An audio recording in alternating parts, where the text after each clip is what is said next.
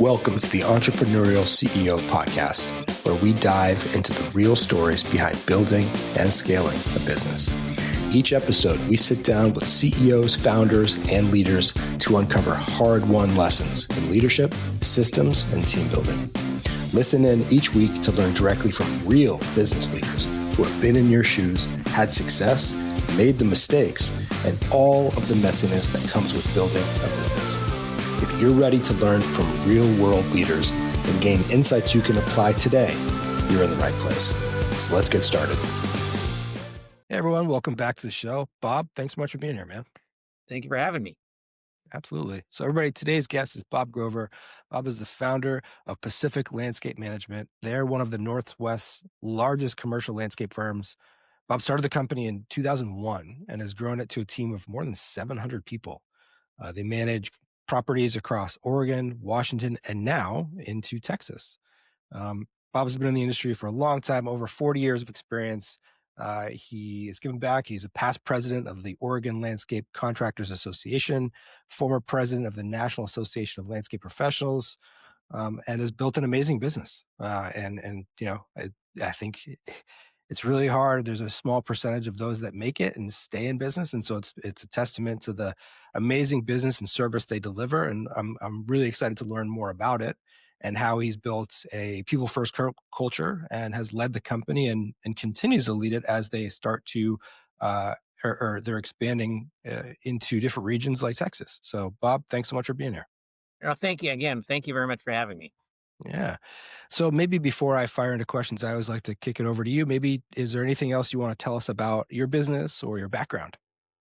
No, and as you said, we started in 2001 in Portland. I had 18 years for working for another company that ended up selling to a national organization, and I lasted about 3 years into that, and it really kind of changed the culture being part of a really large, big business.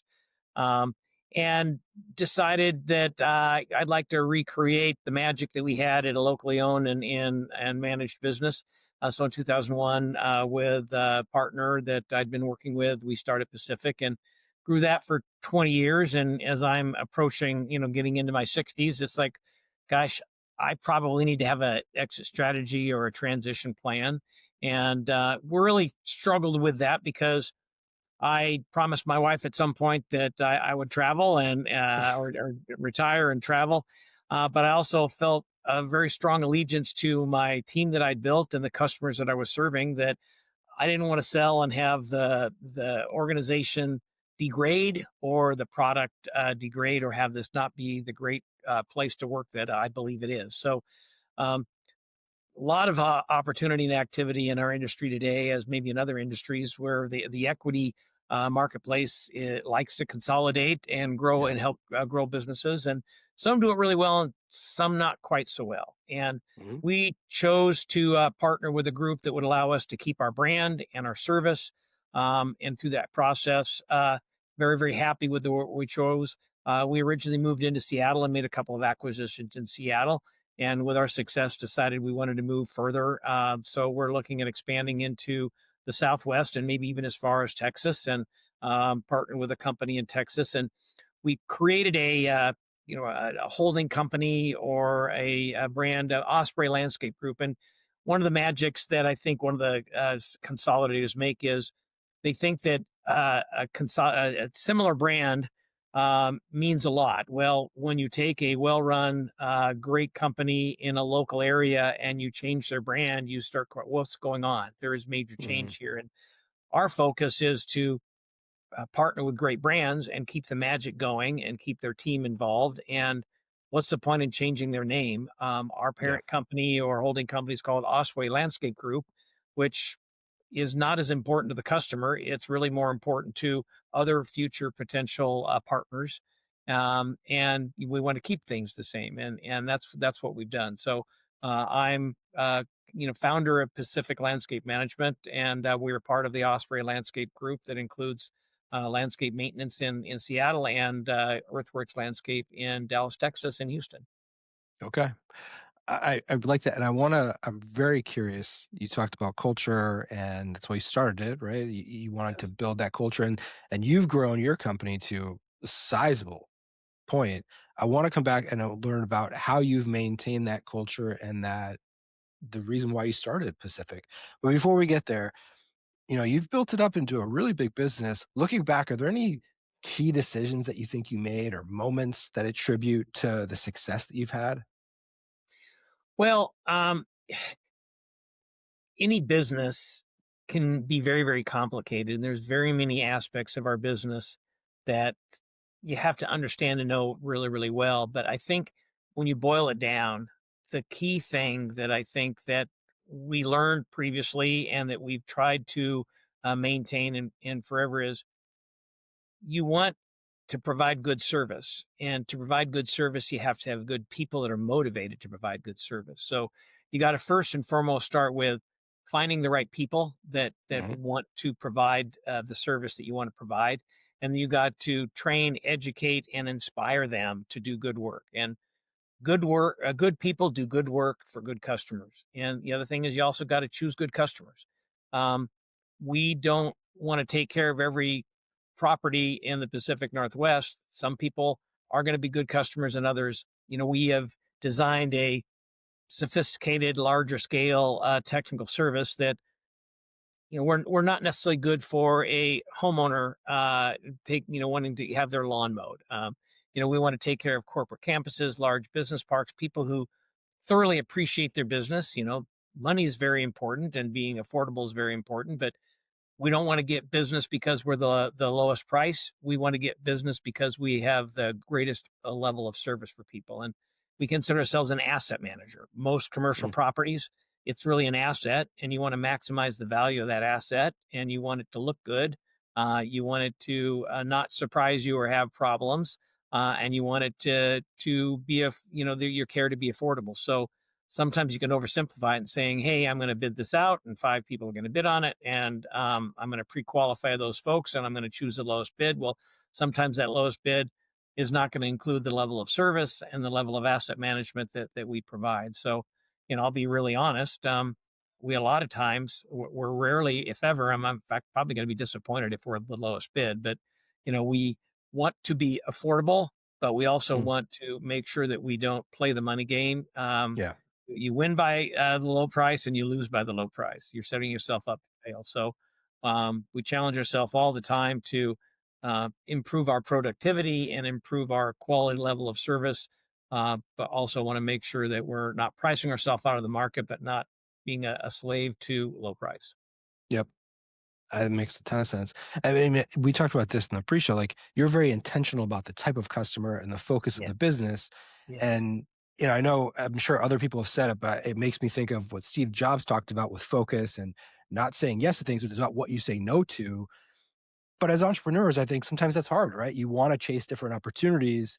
Did you ever have any of those moments where you did chase the shiny objects and it didn't work out, or did you really truly stay focused to that path the whole time?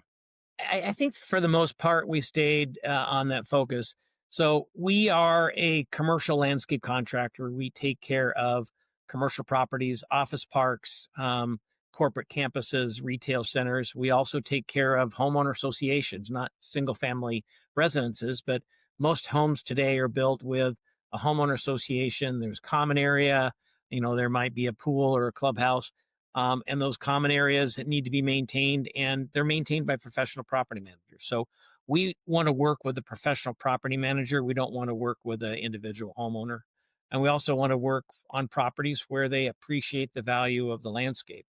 I use a phrase called, "Hey, if landscaping is a necessary evil, if the city made you have it and you don't provide any value into it, that's clearly not a customer of ours."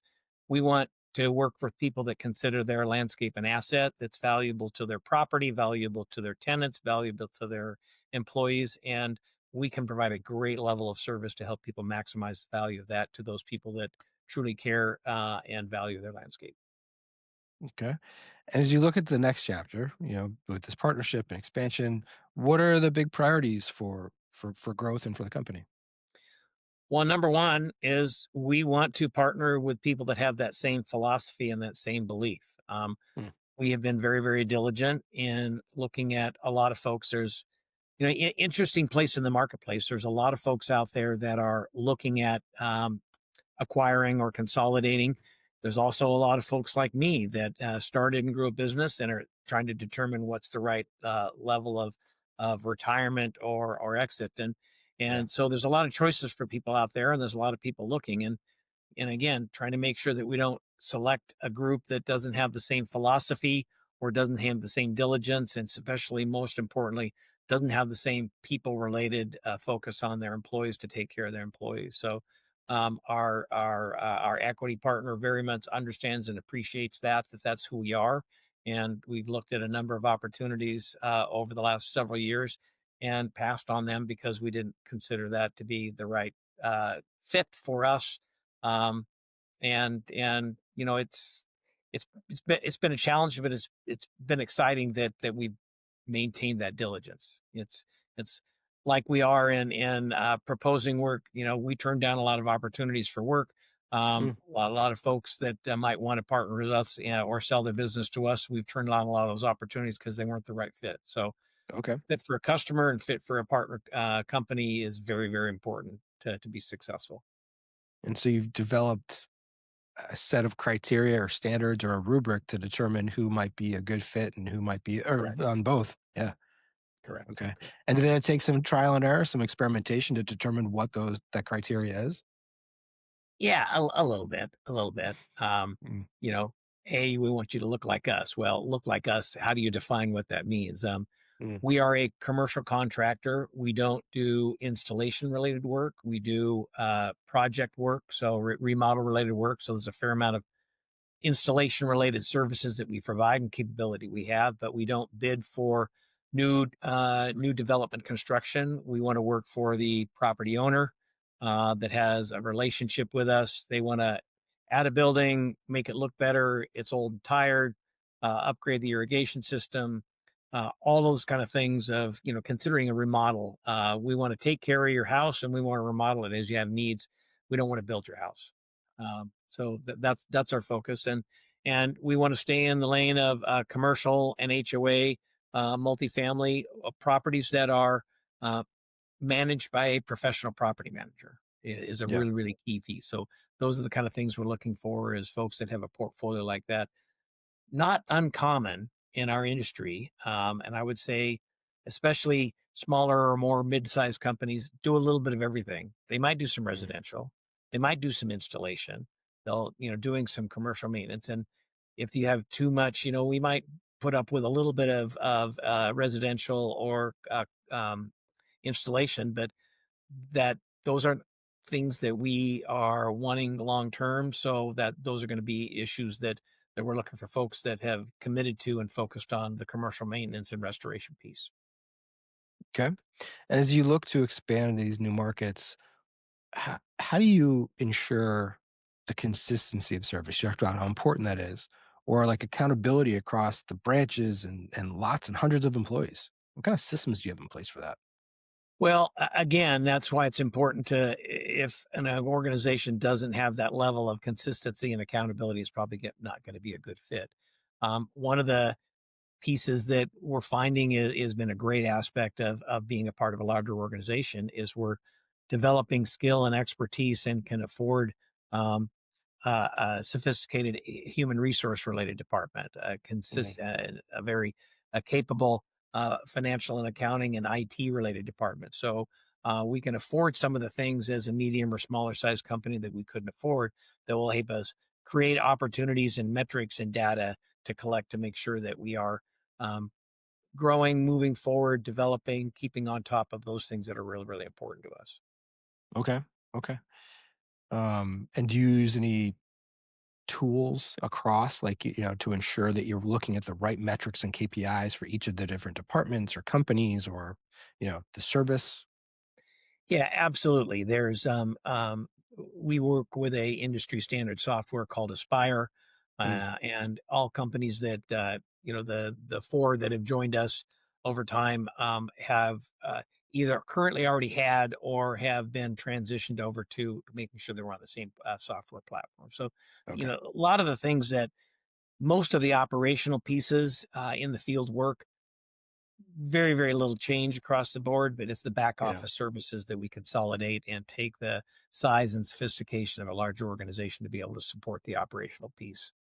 Hi, if you're a CEO out there who's struggling with focus for your company, aligning your team, accountability, if you're struggling with execution, connecting the dots from where you're at to where you want to be, we've got a great program for you here at MAP. My name is Michael Cato. I'm the CEO.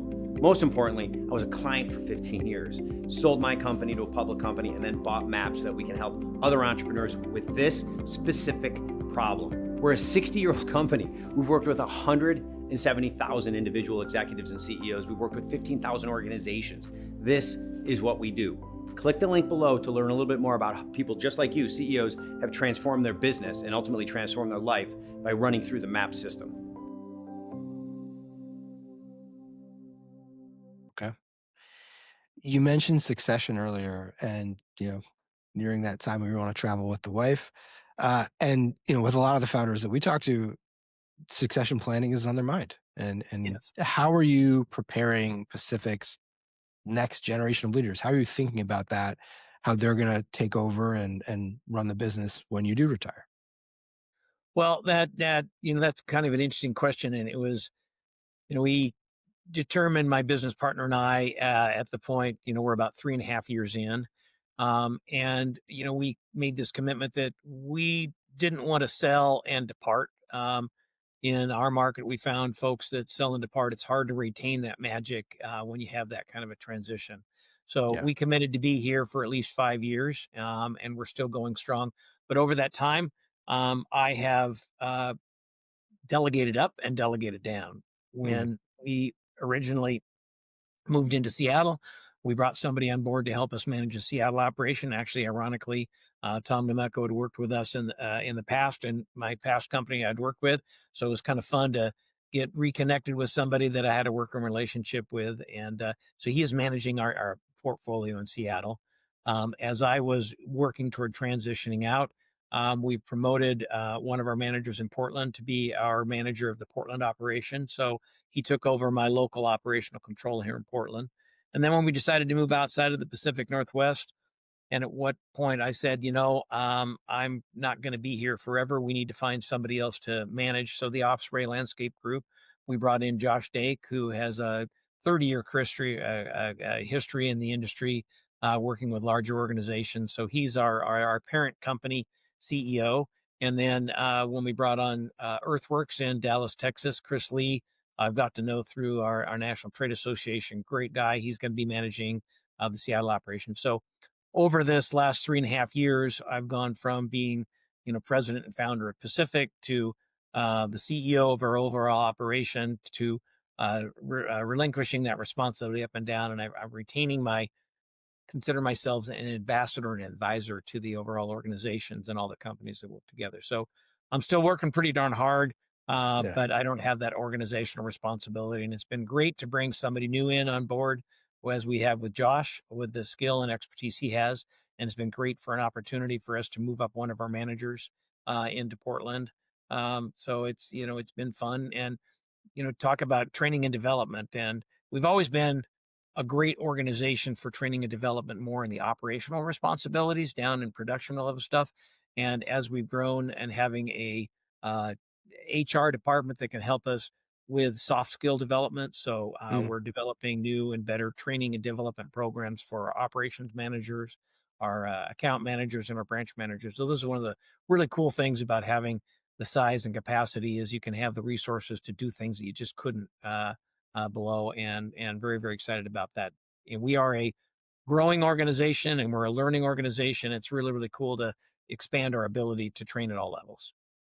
It's super important. I mean, that's awesome that you have those capabilities internally. Not a lot of companies do.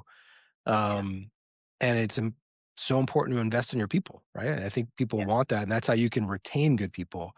Are you familiar? There's a book by Gallup, and they talk about the importance of managers, talking about how the manager is like the crucial component for maximizing individual potential and driving organizational growth. But on the other hand, like 85% of people don't get any formal training. It's super common, right? You're a good salesperson. I want to reward you, So it's logical. Hey, you're going to manage a sales team now, but you've had no training. You jump in, you're like, man, what do I do? It happens all the time. What have you done, or what do you guys do there to ensure that people are getting the training so they can be successful in those managerial roles? I think one of the first things is, and that we have done and continue to do, is the best account manager is not the best branch manager. The best Hmm. salesman is not going to be the best sales manager. The farther up the organization you go, the more you're working through people, Yeah. as opposed to doing particular pieces of work. So that's one of the things that I think sometimes people oversimplify. It's like, hey, I am performing at the highest level in my current role.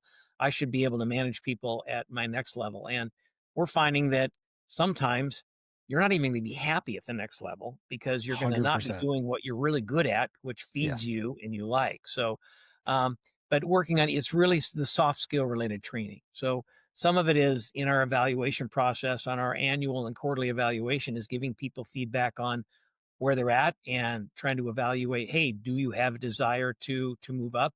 And then working with them on what are the soft skills that you need to have. Do you have them currently? Are you in development of those? Are you seeking opportunities to develop those soft skills? And keeping people sometimes, hey, I want to move up. What are you doing to move up? I can Mm, provide you a lot of opportunity, but at the end of the day, everybody is in charge of their own development. And if somebody's just waiting to be moved up, it's different than I'm working on myself and training and seeking feedback and seeking training. So those are the kind of people in our organization at all levels, where you're a crew member to want to be a crew leader to be a supervisor to be a manager. You got to want it, and you got to expect it out of yourselves and show us that you want to expand your knowledge and skill. that's a really good point. Okay, so you guys do annual and quarterly reviews Yes, with quarterly team members. updates to our annual training, annual. That's great. That's a great way to check in on. Yeah, that's I don't. I would imagine not a lot of people do that, but I could see that being valuable. It is, and it's and the quarterly updates really more of a conversation, and our Mm, managers usually have conversations throughout the seasons with people. But would say, hey, let's talk about what we talked about in February. Let's get an mm. update. Where are we at? How do you feel about where you're going? I can give you some feedback if I've seen any changes in the areas where you think you need development, or we collectively think you need development. It's been great to be able to have that conversation. If you just sit down once a year and you fill out a chart, you're probably not going to remember 3 Mhm. months, 6 months, 9 months down the road what you committed to, what you need to be working on. Totally. You kind of need to have that continual feed of, oh yeah, I was supposed to be working on that. I need to do that. Absolutely. I think tighter rhythms are super important. We talk about that even with like our management team meetings. Some people do them quarterly, we do them monthly, and like so just making sure that you have tight rhythms so that you can pivot or course correct or check in on things because people get busy. You Yeah. forget things. Going back to you talked about culture. So you said that you originally started Pacific because of, you were in another job and, you wanted to have a better culture. And so you started this company, but now you've grown into a big company. How do you ensure that those values don't get diluted or you maintain that good culture as you grow and as you scale and even as you continue to grow in these new regions? And again, that is truly probably the biggest challenge that we have. And I think from my experience in the past when the previous company was acquired, one of the biggest mistakes that I think large organizations have is treating all operations as though they're the same, or trying to solve a problem in one area and having that solution maybe be, okay, here's a new policy or a procedure because we had a problem in Florida. If we're not having that same problem in Oregon, maybe that's not something that we should do, because maybe that solution is going to actually negatively impact uh, that area. So I think making sure that we are, and we've really focused on whether you're in Seattle. Seattle's pretty near Portland, but Seattle's a little bit different market. Its customers have Mm, slightly different expectations.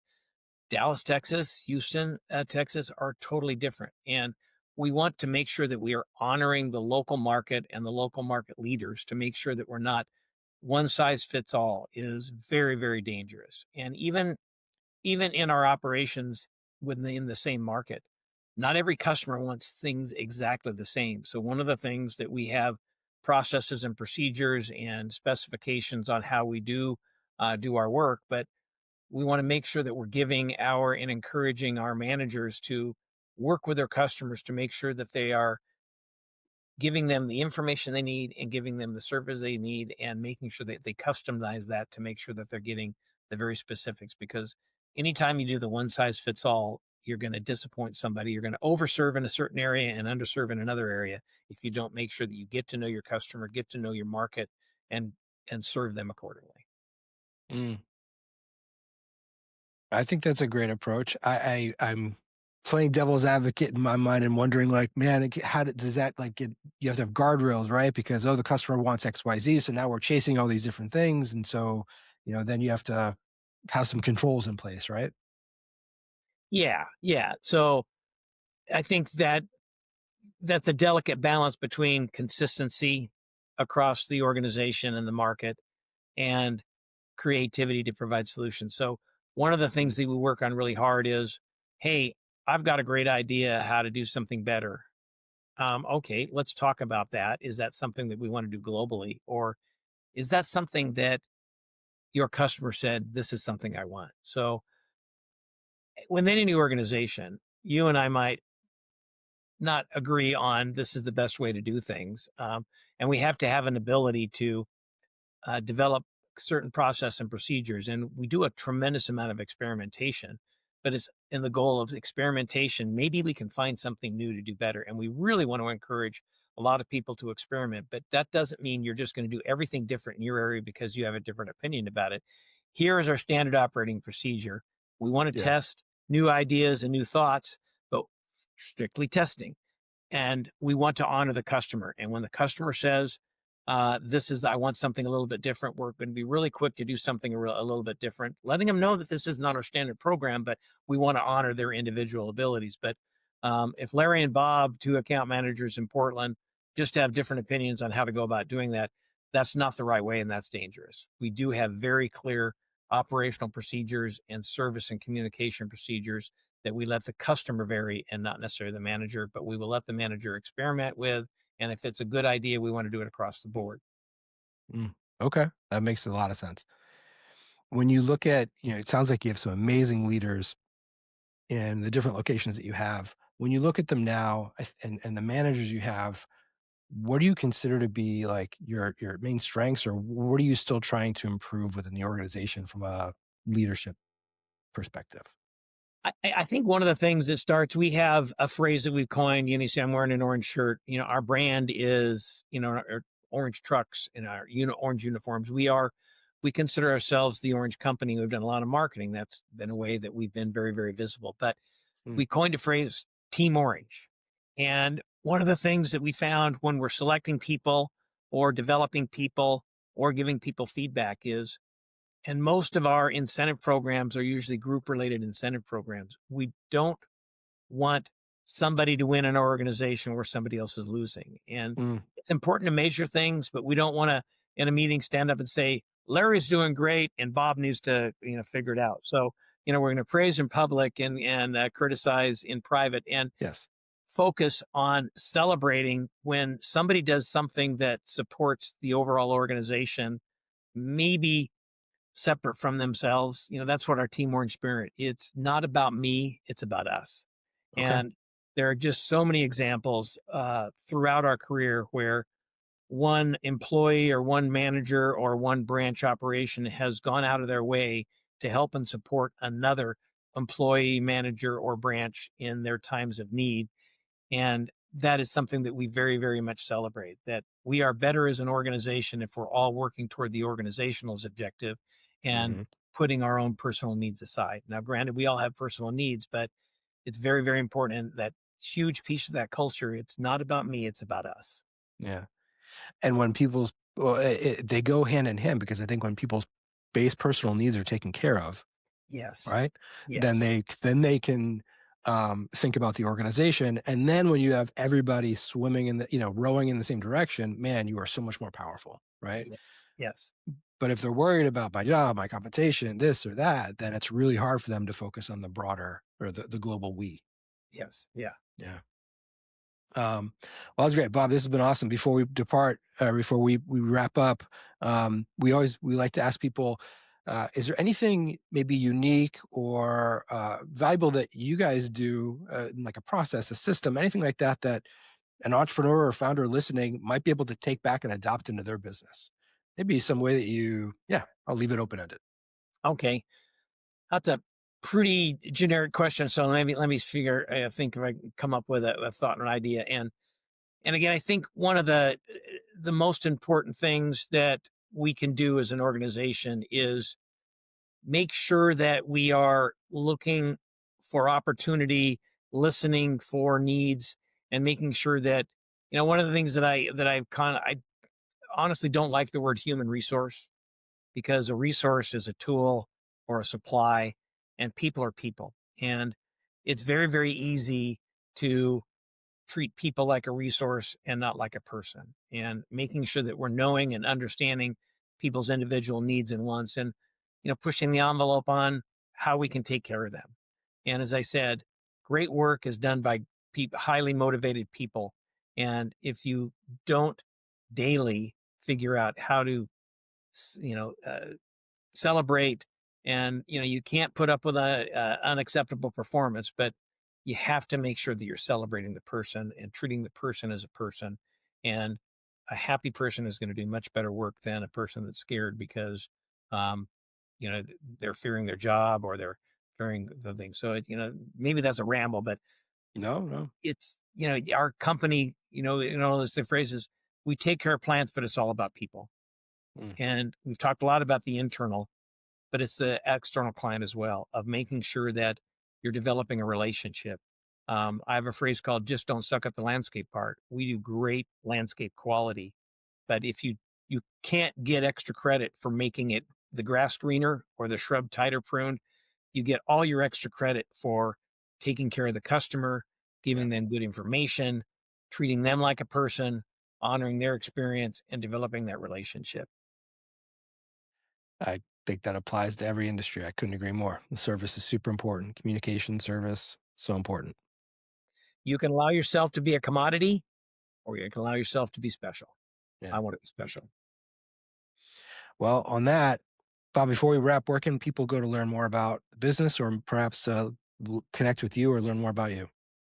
Where our website is Pacscape, PACSCAPE.com. And our parent company is OspreyLG .com. So Right. either of those places you can find out more. Earth, or the Earthworks is interesting. It's earth.works. And I go, isn't it earth.works.com? No, it's earth.works, packscape.com, ospreylg.com. So Yeah, interesting all sorts of inventions. So okay. All right. Well, thank you again for being here. I really enjoyed the conversation, and thank you everybody for listening. We will see you next time. thank you for having me. Thanks, Bob.